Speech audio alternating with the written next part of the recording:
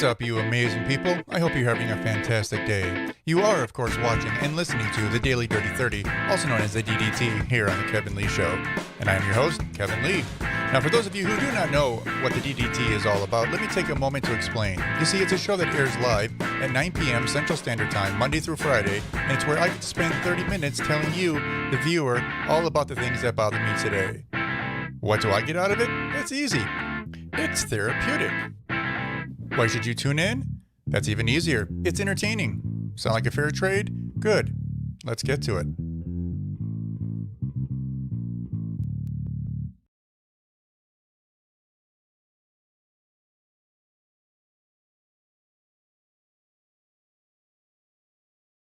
For some reason, my picture would not come onto the screen. Hello, happy Monday. It wouldn't be an episode of the Daily Dirty 30 without some technical difficulties, and that is exactly what you're doing. You are watching the Daily Dirty 30 here on The Kevin Lee Show. It's a show that airs for half an hour every Monday through Friday, 10 p.m. Eastern, 7 p.m. Pacific. And of course, I am your loyal host, Kevin. Today, we're just going to talk about it because here we go again. There was another terrible, tragic story that happened over the weekend. I'm sure you already have heard of it, and that's okay, but we're going to go over it anyways. Since I had initially talked about this story, I don't know, or since not talked about it, but since I originally decided I was going to talk about this story, I had saved some clips. I do not know what's actually arisen since then, but I'll go over the details that I have already and a little bit that I've heard since then otherwise. So, long story short, well, let me just get into it. I'm not even going to try to wrestle with this. We're just going to get right into it. What happened is over the weekend, and I mean yesterday on Sunday, there was a shooting, this time in Kenosha, Wisconsin, which is not even that far from me. Surprise, surprise. And we're just going to pull this up right now because you actually saw it already, but we're going to see it again. So this is the gentleman right here pictured. His name is Jacob Blake. He's 29 years old. This occurred yesterday about 5 p.m. local time. And there was a domestic violence call made to 911. And long story short is police showed up. Now, by the time the camera started rolling, there isn't much information being transmitted at that point on camera. As far as the police goes, they didn't say much of anything up until recently. And even then, it's still kind of gray. I'm sure in the next day or two, it'll get better. They are doing an investigation, allegedly. But, well, I'll just read it to you. It says, the shooting, which is now under investigation by the Wisconsin Department of Justice, occurred at 5 p.m. Sunday when officers responded to calls, so I guess there was multiple calls, of a domestic incident. Video shows Blake walking away from officers who are pointing their weapons at him. He approaches an SUV, opens the driver's side door, when an officer grabs his shirt and then fires. And it says at least 7 shots into Blake's back. It actually was 7 shots, as you will see and hear very shortly. Officers provided medical aid to Blake, who was transported to a hospital in Milwaukee in serious condition, the State's Department of Justice said. The officers involved were placed on administrative leave, which, of course, is pretty standard. That being said, okay, there's been a little bit of update. Not much update that I've seen, but a little bit. There was a knife involved at some point. I did hear some reports that state that he actually had the knife, but he supposedly had taken it away from somebody else. And we will watch the video in just a moment here. And when we do, it'll give us a little bit more of a background as to what's going on. But let me just finish a little bit more of the article information here. It says, Attorney Benjamin Crump, a prominent civil rights lawyer, retained by Blake's family, said Blake's 3 children were inside the SUV when their father was shot by police. Crump said Blake was attempting to de-escalate a fight between 2 other people when officers arrived at the scene, drew their weapons, and tased him. So he was tased. We will seek justice for Jacob Blake and for his family as we demand answers from the Kenosha Police Department. Makes sense? And the last little bit here says the shooting sparked outrage in Kenosha, which is located nearly 40 miles south of Milwaukee, as protesters gathered at the scene of the shooting. Several businesses in the area were vandalized and about 50 cars were set on fire at a local car lot. So that's the fun part of it. Basically, what has occurred is, he was shot. There is some debate as to exactly what happened before the camera started rolling. But more or less, he had been breaking up a fight apparently between two people, a domestic violence call. I don't know if it was between two men, if it was a man and a woman, even two women. I don't even know. No one really knows the details yet. But there was a knife involved. I believe maybe when the police arrived on scene, Blake had the knife, but he had allegedly taken the knife away from somebody else. Again, don't quote me on that. All the details are still a bit sketchy at this point. Even though they shouldn't be. I mean, the police should be able to at least state their initial report, stating what they saw, stating what they came across. But surprise, surprise, they just can't seem to be able to do that. Why? I do not know. Anyways, we are next going to show the actual video of the occurrence. Now, I want to give everyone a heads up and a warning. It is a bit unnerving, to say the least. If you do not want to watch, then please don't. You can either fast forward or just look away. There is going to be some audio. You're not going to hear much of anything, but you will hear the gunshots. So if you want to, you can go ahead and mute it, and then it'll be about a 20-second long video, and that's about it. But I will play it right now just so everyone can see it. I want everyone to be on the same page here, so I will bring it up. And we're going to play it, and then we'll talk about it right afterwards.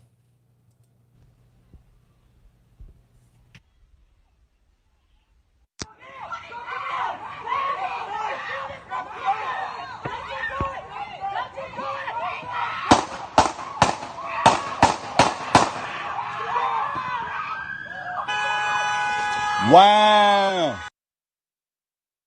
Okay, well, that was pretty much it. So like I said, it's about 19, 20 seconds long. So what that was when the camera started, or at least when that part of it, when it was released, you saw that Blake had been coming up from the ground. Basically, at that point, Blake had been tased. And he sprung right up, decided to walk around the car. He was going into the car. That was his car. And allegedly, his 3 sons were inside of the vehicle. So that's the story, at least. So what happens is he walks around the vehicle. And for those of you who are listening to this and not seeing it, so basically what happened is at the beginning of the video, Jacob Blake stood up from the passenger side of the vehicle, which is parked up against the curb in a residential area, and stood straight up and started walking towards the front of his car, then around the front of his car, and then towards his driver's side door. At this point, there were, I believe, 2 officers trailing behind him, both with their weapons drawn. So I don't know what occurred before then. In fact, none of us know what exactly occurred before then. One officer, after Jacob Blake decided to open his door, at this point, both of the officers had been giving him, I guess, commands telling him to stop. He wasn't stopping. At this point, the officer went to grab his shirt to pull him back, and it just was stretching, and he was leaning forward. The officer was fearful that he was going for a weapon, which is at that point, somewhat a reasonable concern, because you have someone that you just tased. You have someone that is, sprung to life and is doing their own thing, and you're giving them orders to stop, and they absolutely refuse to stop. So I can understand an officer's concern at that point. That being said, I don't know if it was excessive force or not, but when he was trying to pull back on his shirt, he just immediately starts shooting, and he shoots 7 shots. You heard it. And then you hear the horn at the end. That is probably him collapsing into the horn or putting his arm out and it's hitting the horn. It is reported that the police did immediately start performing or making efforts to save his life. Paramedics were called as well, and I'm glad to report, at least as of last I heard, he made it through surgery and he was stable. Still in very serious condition, as you might imagine one might be after getting shot 7 times in the back. But that being said, yeah, so no easier or good way to put that, I don't think. I don't think so, no. And we could rewatch the video, but we're not going to. And here, I'm not here to point blame or to do anything else. It's just another, straw on the camel's back, if you will. Another log on the fire. We'll see what happens. Obviously, this news, especially considering it was caught on video, broke out immediately. And it's another thing that some people are talking about, which is actually a very interesting point. Neither of these police officers have body cams. Why don't they have body cams? I don't know. But they didn't. But like I said, it was caught on video because someone was, I guess, in their window and they were filming it through on their phone. So at least it was caught on video, so the police can't say one thing or vice versa. The gentleman, Jacob Blake, can't make a claim that wasn't necessarily true. So that's good that it's on video. And I'm glad that he survived. This is ridiculous that someone got shot 7 times in the back. I mean, again, I can kind of understand that the police officer got upset or freaked out. It makes sense. The guy just got tased, was walking away, not following orders, not listening to anything, going into a car, bending over, looked like they were reaching for something. And maybe he wasn't. Maybe because he was getting his shirt pulled, he was just trying to pull himself into the vehicle. Who knows? I'm not saying he was going for a weapon at all. I have no idea. And none of us will until the hopefully the truth comes out. That being said, it's not a good situation for anybody. This did happen in Kenosha, Wisconsin, which is just over the border from Illinois going into Wisconsin. And well, as you can imagine, there was a little fallout. Some people were angry, and they reacted accordingly or unaccordingly. I don't know.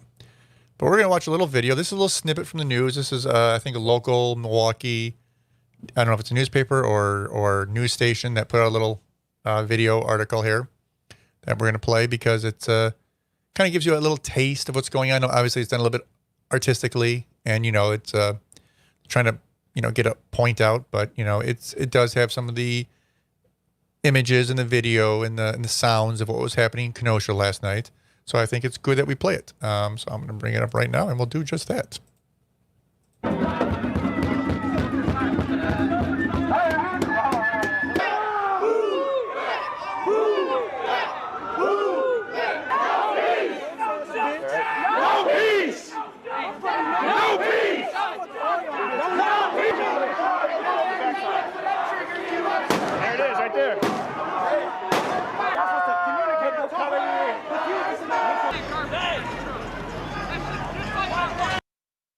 Okay, and for those of you obviously who cannot see right now, there's just basically some protesting, mostly peaceful, some not so much peaceful, but there's going to be some clash between protesters and police, and that was kind of what was going on in the beginning of that video. But now they're actually showing a scene, and they kind of cut away from it quickly. And I think there's a couple more shots, something similar.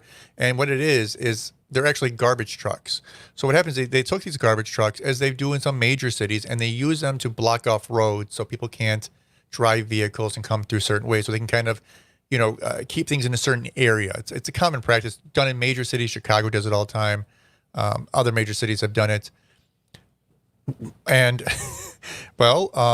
protesters decided just to light them on fire. So you will see a number of trucks on fire. In fact, the last I heard, I believe it was reported that 5 garbage trucks were set on fire and destroyed. But I just wanted to point that out.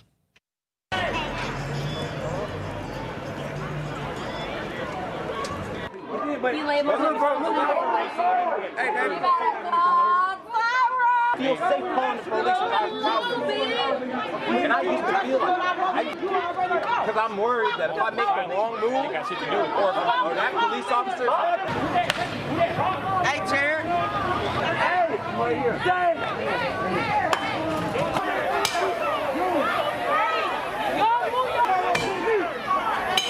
And right here, there's actually showing footage of some of the protesters going in with lead pipes and bats and breaking out the windows of these trucks because they're going to vandalize them and then set them on fire.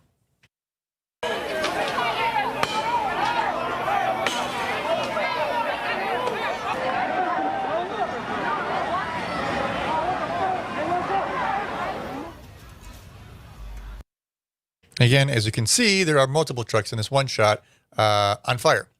So there were a number of, and I said that the last I heard was 5. It might have even been more. Again, this is just a simple little snapshot of what was going on. But even for a smaller town like Kenosha, it was rather messy, rather violent, and rather destructive.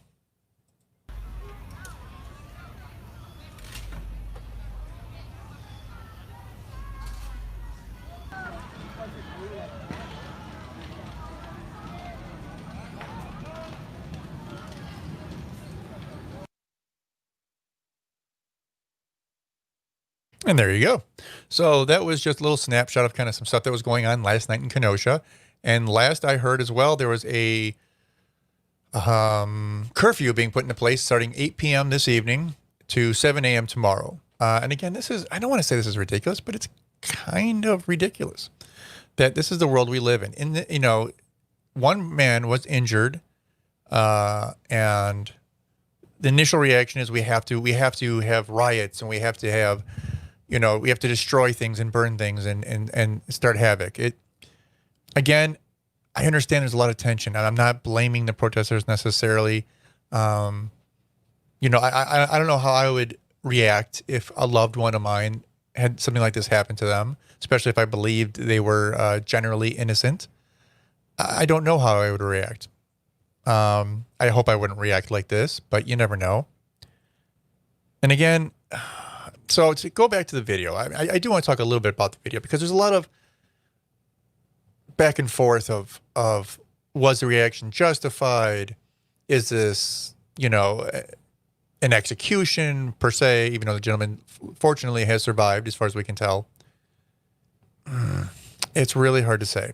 So what happened again is the guy was walking away. So he had been told that he was essentially being under arrest, was tased, may not have originally had a weapon on him. I don't think he had the weapon on him anymore, at least after he was tased, but I didn't see anything in his hands. But again, it's kind of a poor quality video coming from quite a bit of distance through a screen. I don't know if you've tried to shoot video or pictures through a screen, but that interferes quite a bit with being able to get a clear shot. So I don't believe he had a weapon in his hand, but he had previously had a weapon. He had been tased. And again, I don't know if you've ever been tased. Well, chances are you probably have not been tased, unless you did it for some sort of training or you had an encounter with the police. Needless to say, getting tased is not like, you know, licking a battery. Like, you know, you ever a kid and you're in school and you took a battery and you licked it. You know, you get a little, you know, shock to your tongue, to your system. It's not like that. It is literally locks up your entire body and you go down. Now, after he went down, I have no idea why the police didn't get on top of him and handcuff him. Again, there's going to be a lot more to the story coming out. There's an investigation. I just hope that they had followed procedure and that they were doing what was right. Again, we didn't see everything because it wasn't all caught on tape. What do I say tape? There's no tape anymore. Caught on video, caught on whatever, caught on stream, I don't know, whatever. But it is frightening that, you know, this happened again. And as we know, it can happen anywhere. I mean, here's Kenosha. I mean, you probably don't know Kenosha. Kenosha is a small town in Wisconsin. It's not tiny. It's not like that small, but it's not it's not a city. Well, technically, yes, it is a city, but it's not a, when you think of the name city, you don't think of Kenosha. Okay. You think of a town of Kenosha. And you wouldn't think something like this would happen. And another thing, the guy's reaction, I mean, grabbing the guy's shirt, trying to pull him back. I get it. The guy leans forward. He's trying to pull away. You don't know if he's going for a weapon. I get that. But I mean, as soon as he turned the corner and started leaning, the guy just started firing right into his, like, literally point blank into his back. And 7 shots, which I'm assuming all landed, or a very good chance that they all did. And then you have to take in consideration, this is probably a 9mm. I mean, he's a police officer. It's not like he's a little 22. So 9mm can do a lot of damage. He had 7 shots at point blank. That's crazy. It's absolutely crazy. I mean, it wasn't like he took 1 shot or even like 2 or 3. He took 7. I don't know. I mean, again, I'm not a police officer. I'm not claiming to know. I do have some friends that are police officers. I've talked to them about this kind of thing in the past. This is not the first time this has happened. Not at all in the country, and certainly not even in my area. Again, I live outside of Chicago. I hear about shootings all the time. I am told that many police officers, when they go through their training, are told to shoot for mass. It's the largest section that they see, and that they are to shoot until they believe the suspect is either dead or their clip is emptied. So if that is the case, and that was a training that this officer went through, then chances are maybe it's true. Maybe that's what they,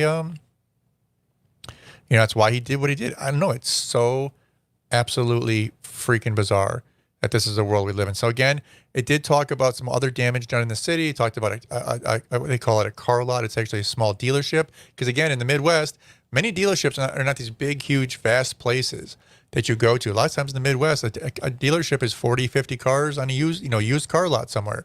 That's what a dealership is. And there's another video here showing that. So let's just hop over to that right quick.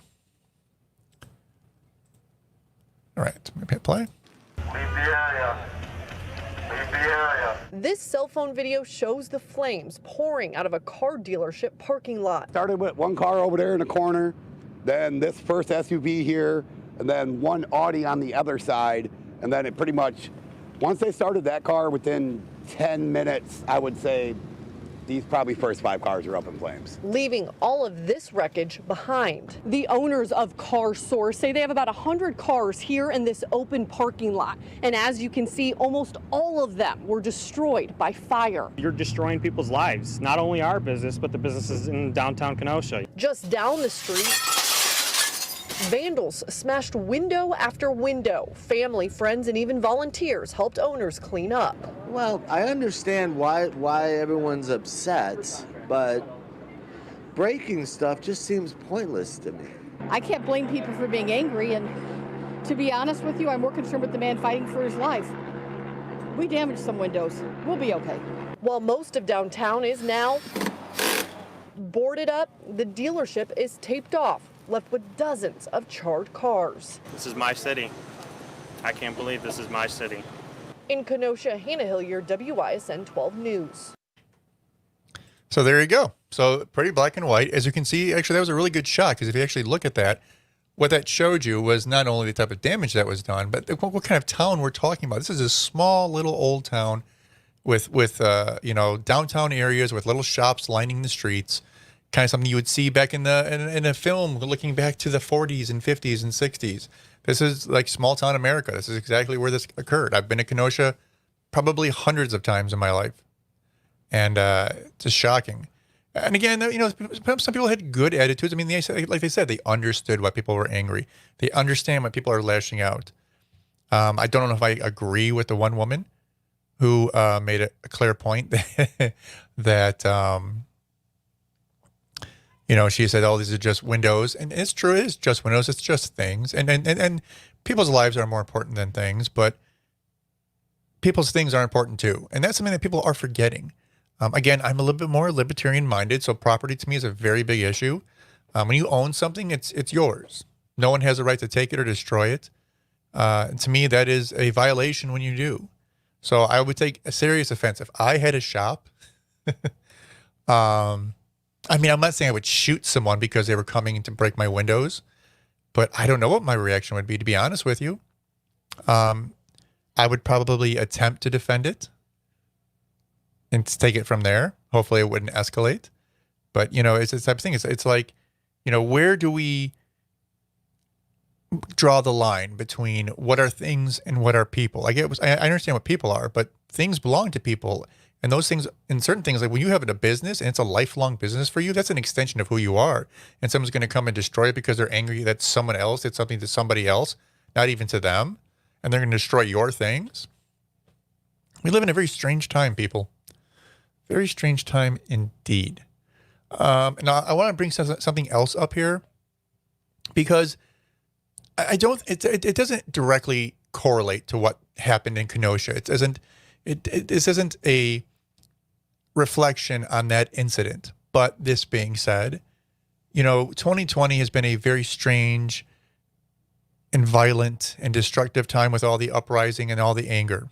And I can understand why some of it is happening. A lot of it's pent up. Some people have this for, because they live lives that are somewhat oppressed, or they feel that they're being oppressed, or they feel that racism is occurring in their life against them. And I get all that, okay?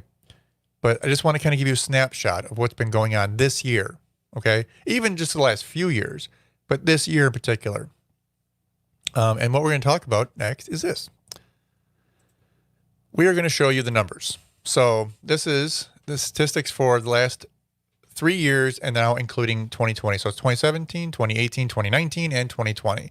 And these are the numbers of people that were shot to death by police officers in the United States. And it breaks it down by white, black, Hispanic, and other. 2017, 457 white people were killed and shot by police. 223 black, 179 Hispanic. 2018, it was 399 white, 209 black, and 148 Hispanic. White was 370 in 2019, 235 for blacks, and 158 Hispanic, and 39 other. So far this year to date, for 2020, we have 215 white people who have been shot and killed by police officers, 111 black people who have been shot and killed by police officers, 71 Hispanics that have been shot and killed by police officers, and 15 others. Now, that other category basically is people who have so many people mixed into them, they can't really put them in one category or the other. Could also be Asian or Native American. But as you can see, the trend is fairly consistent, which is weird and sad. But it tells a story. I mean, there's a lot of people who are shot and killed by police officers every year. Now, these are not all like unarmed people. In fact, for 2019, I think if I remember correctly, it was 19 unarmed white people shot and killed by police officers and 9 black Americans who were shot and killed were unarmed by police officers. But again, this is a total number of people who were shot and killed. And again, this isn't this prove a point one way or the other. I just want to kind of give that information so you see it. Okay, because it's kind of important that you understand that this isn't a new thing. This isn't just been happening this year. People get shot all the time by police officers. Now, that's obviously something we should be working to fix, right? Police officers should be here to serve and protect us, not to shoot us. Now, again, sometimes they feel like they have to shoot us, like what happened yesterday. And there will be an investigation done, and hopefully whatever justice is served. But and as you can see, I mean, it's almost a 2-to-1 ratio from white versus black, which is interesting, greatly interesting, considering, just as another statistic, again, doesn't prove anything, just something that popped out to me when I saw this, is to note the fact that most of these are going to be males, right? I mean, I would say probably 99% plus of those who were shot and killed were males. And when you look at the numbers, you see 215 white, 111 black so far this year. Well, let's break down the population. The estimated population for white males in the U.S. is about 32 to 33%. The population of black males is about 6.5%. So even though it's doubled almost on average across the board, close to it in most cases, 40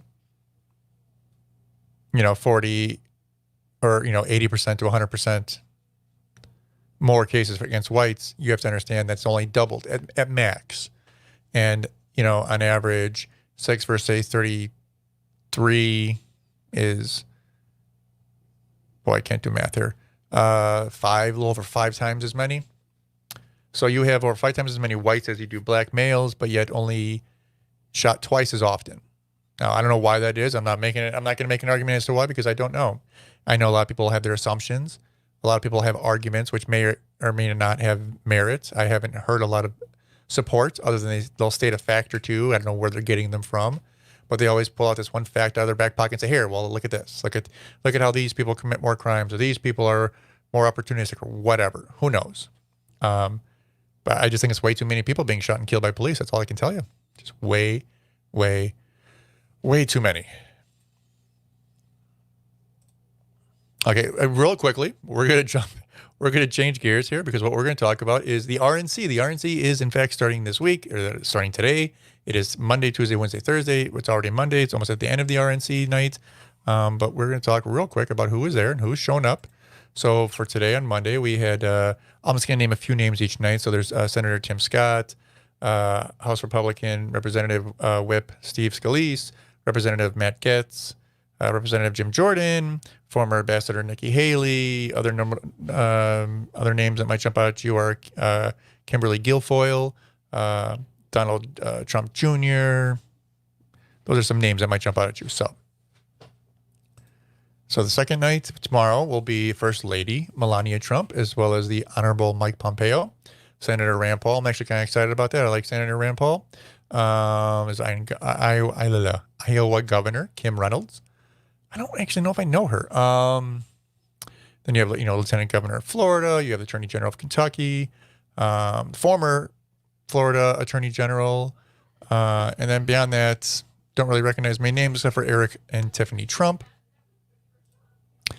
Then Wednesday, we're going to have Vice President Mike Pence, as well as his wife, Second Lady Karen Pence. We're going to have Senator Marsha Blackburn, Senator Joni Ernst, South Dakota Governor Kristi Noem. She's a fast rising star in the Republican Party. Dan Crenshaw from Texas. Love him. Representative Elise Stefanik. Representative Lee Zeldin. And then a bunch of people I do not know. And then Lara Trump. And then last but not least, on Thursday, we're going to have Donald J. Trump talking, Ben Carson, Senate Majority Leader Mitch McConnell, Senator Tom Cotton, House Republican leader Kevin McCarthy. I don't know why I called him Ken. He has my name. The one name I screw up is the same name as mine. Isn't that funny? And then Representative Jeff Van Drew. I have no idea who he is. Ivanka Trump's going to be speaking. Rudy Giuliani, Franklin Graham, and that's about it. Other names are out there, and I have no idea who these people are, so I cannot tell you. But guess what, guys? That's it. We're at a half an hour already. We're already one day down this week, 4 more days to go. So remember, tune in tomorrow, 10 p.m. Eastern, 7 p.m. Pacific for the Daily Dirty 30. And I'm going to leave you with a little tiny little thing from TikTok I thought was kind of funny. And I thought I would just start kind of finishing, especially these sadder, not so happy shows. I'm going to finish with happy endings. So we're going to do that right now. All right. So I'm going to end the video right afterwards. So probably won't talk to you guys. You have a good night, and we'll see you tomorrow. What's your name? What? What is your name? Tony. Fuck you, Tony. What's your name? Ezekiel. Fuck you, Ezekiel.